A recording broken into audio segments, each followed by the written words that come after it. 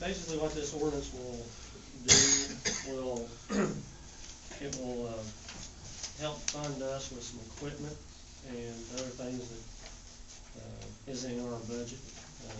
For instance, NFPA requires us to change our fire gear every 5 years.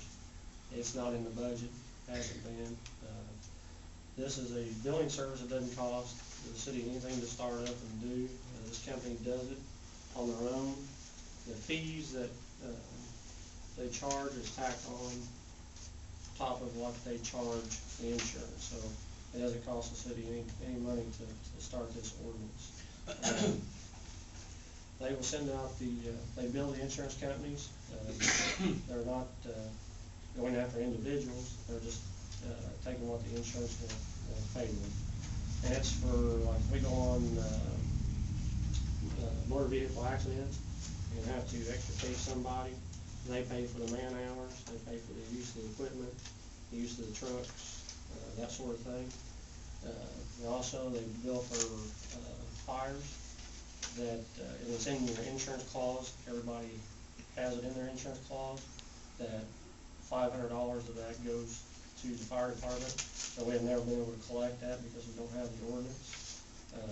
And the insurance company does not give that back to the homeowner if we don't take it. The insurance keeps it, so it's not like they're charging the people that have insurance any more money to start this ordinance.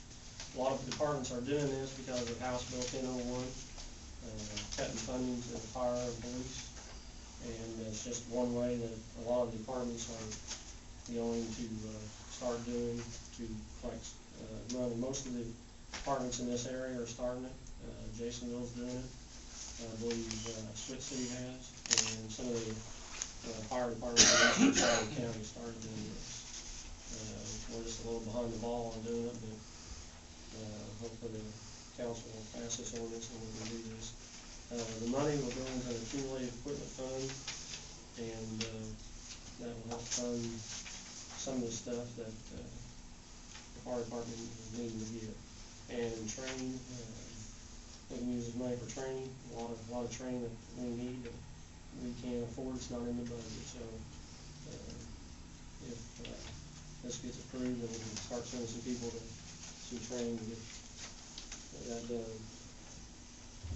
You might add, Gary, that the state law does provide a $500 fee. It is part of the insurance law now today. You are paying for that every day as you pay, or whenever you pay your homeowner's rates.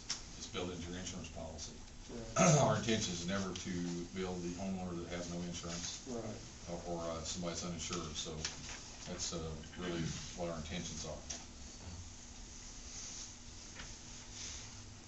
And this is, if we decide that this isn't working, we don't have to sign a contract with these people for any certain amount of time. We just give them a 30-day notice that we're terminating their services. All we do is fill out a little bit more paperwork on our side of it to send them, and then they take care of the rest of it. And their percentage, like $500, their percentage doesn't come out of $500. On the fire runs, they will collect $75 off of the fire run. They can't charge any more than that. That's all state law allows them to charge $500. Now on motor vehicle accidents, the minimum that they're telling us that they can collect, or that they usually collect, is $1,000. That $1,000 is a minimum, so we could be collecting more than that, and then they don't take a percentage of that. They bill the insurance company above that. Okay, I have a question. What if you have a flue fire, and say someone calls the fire department, and they come and the flue fire's out? Are you going to bill my insurance company? Unless you turn it in to the insurance, then we don't do anything. Okay. It's only if it's turned into the insurance. You can't collect on non-claim.